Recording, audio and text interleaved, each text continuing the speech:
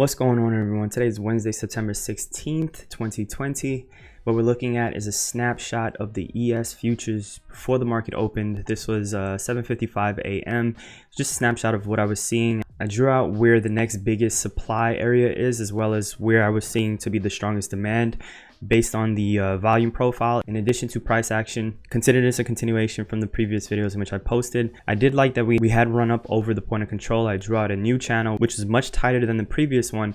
Also taking note that the VIX was now down to just about 25, so volatility was starting to contract. We did come up to the midline of this trend line, so the plan was to be patient for the day, but I ended up missing a beautiful entry, and that ended up affecting my head, which I'll point out very shortly. Here's a snapshot of the NASDAQ just a couple minutes after I posted the picture on the ES. The NASDAQ actually looked a little bit stronger from pre-market, but we did run up into the Labor Day's point of control, which was to be expected if you've been following along from my previous videos this week. It had actually pulled back significantly deeper than the ES, so from pre-market, tech was relatively weak compared to the rest of the market. Here was the point of control. I was expecting a pullback to this channel support line, possibly to this point of control here, and then without being surprised if we did pull all the way down to the demand zone down here. Now we're looking at a current chart of what ended up happening. We broke the trend line and then sold all the way down, actually penetrating the demand zone on the ES, coming down to this strong demand zone down here. And on the NASDAQ, we broke below this trend line before the ES, which was to be expected.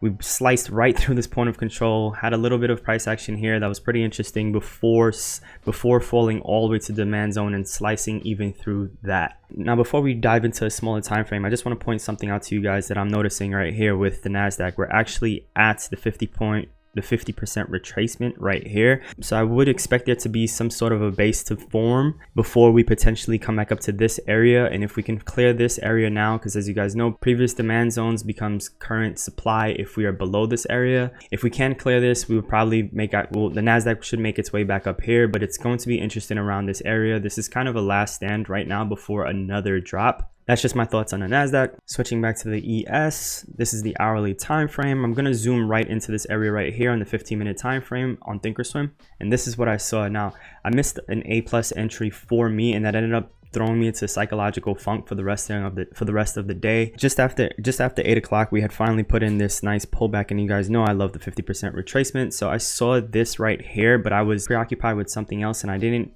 give it much, and I didn't give it enough attention as it deserved. What caught my eye is I haven't mentioned this in my previous videos, but I do use the RSI in a 15-minute time frame for the ES and also on the daily time frames. Probably the only other indicator in addition to VWAP and volume profile that I do use. The fact that we were overbought, and if you guys remember from the hourly time frame, that is up here. I was already expecting some sort of a pullback, but I didn't want to be aggressive. Now, the fact that I didn't want to be aggressive and the fact that I was preoccupied made me miss this entry. So this 15-minute candle closed as a doji, which was one indication that this was an exhaustion phase following this push, and then I was expecting another leg down, but I did not take this entry, and for the next couple hours I ended up just regretting it. What was beautiful about this right here, it was only about a 2-point risk. You can call it a 1.5 to a 2-point risk, and it ended up playing out. My first PT would have been VWAP, which is this gray line right here, about 7 points, and then the full PT would have hit, which was 11 points. Holding for the whole thing would have paid out a full 16 points. For the NASDAQ, I normally go for a 25-point stop loss, expecting a 75-point to 100-point return.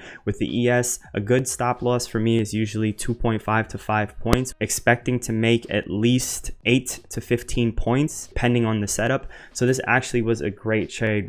If we zoom out, we did have resistance from earlier in the morning around 5 a.m.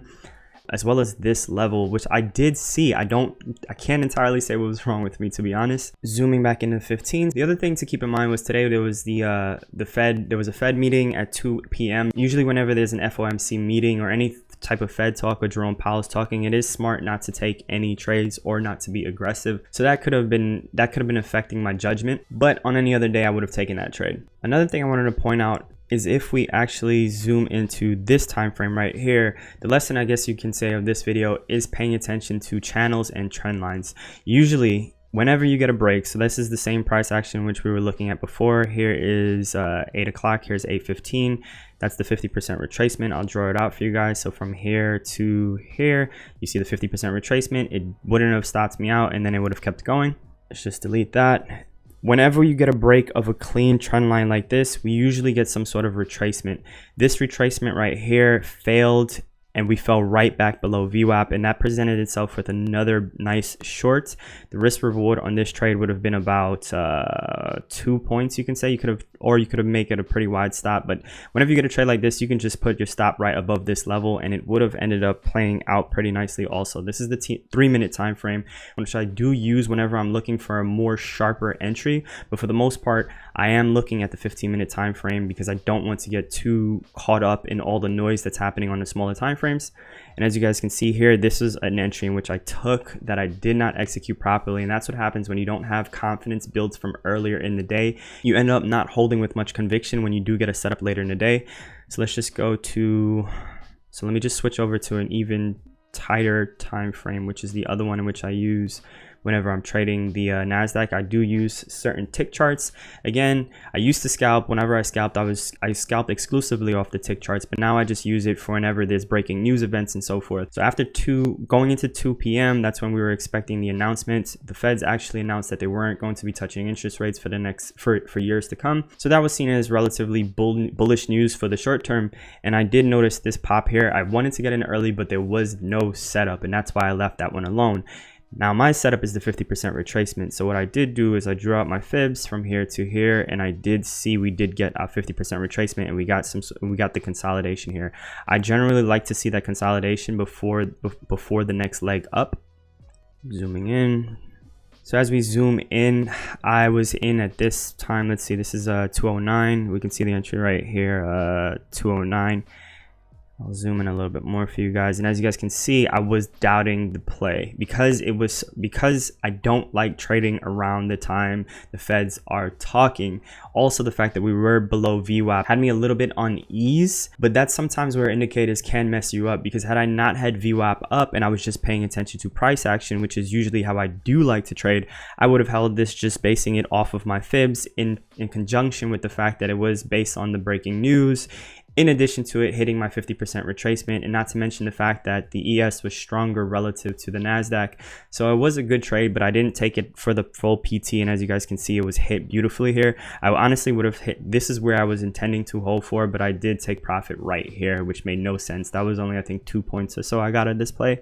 And in terms of risk reward, it was only I would have only had to risk below this wick here, so about, we'll round it to 3 points.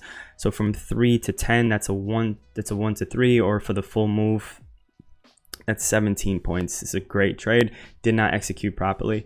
And then lastly, because of I was being so patient because I was being so patient, let's just switch over to the NASDAQ.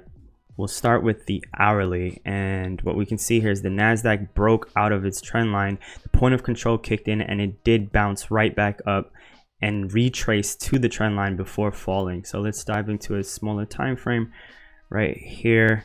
NASDAQ cracked the trend line, came back up. It couldn't even get back up into the trend line, unlike the ES, which actually did penetrate the trend line. The NASDAQ could not make it back up. Again, NASDAQ was relatively weak, which was identified from pre-market. Couldn't even get back up to VWAP, and then we had a nice flush here.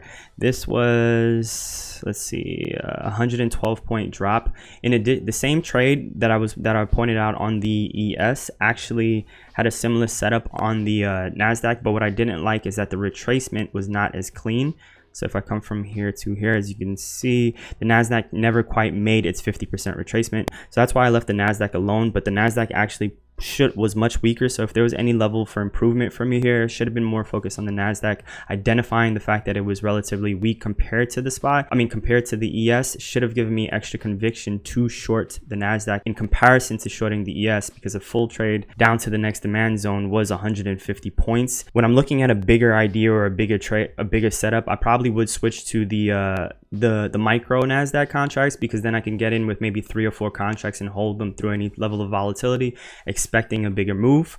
But that was one great missed opportunity here. Looking at it back on Thinkorswim in the 15-minute time frame, we'll see it right here.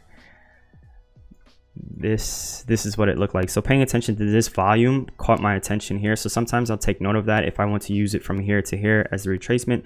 That's how we could have gotten a 50% retracement, but I didn't do it at that time. I actually had used this level, and then I had checked it at this level, but I used this level and I didn't like that we didn't pull in the full 50% retracement. Again, that's actually a sign showing that there's more weakness here, which is an extra reason to actually take this trade over the ES. So if there's any lesson for this video, it's for you guys to take note of whenever you don't become biased to whatever you want to trade today. I just wanted to focus on the ES as opposed to the NASDAQ. It could be because I've been so focused on the NASDAQ the past few days that I probably wanted to just give it a break and trade something like the ES, and it forced me to hesitate, missing an amazing opportunity. Lastly, I just want to point out something that I spotted in the SPY, which would have been a great trade for options, but I didn't take any options trades today.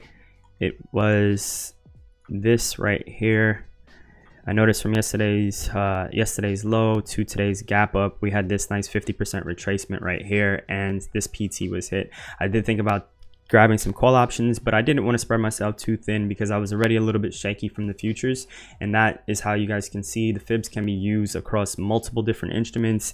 As long as you take the swing low and swing high, it will take a little bit of experience before you know exactly which swing lows and swing highs to look for. I can tell you pay attention to volume because that usually helps significantly. And sometimes you have to ignore wicks, sometimes you don't. Again, discretion and experience will tell you what to do. So if you guys are new to the channel, make sure to hit the subscribe button down below, leave a comment. Let me know if short and quick recap videos like this help. Let me know if you guys want to know more about my personal trading experiences throughout the day. And please don't forget to share the video. See you in the next one, guys.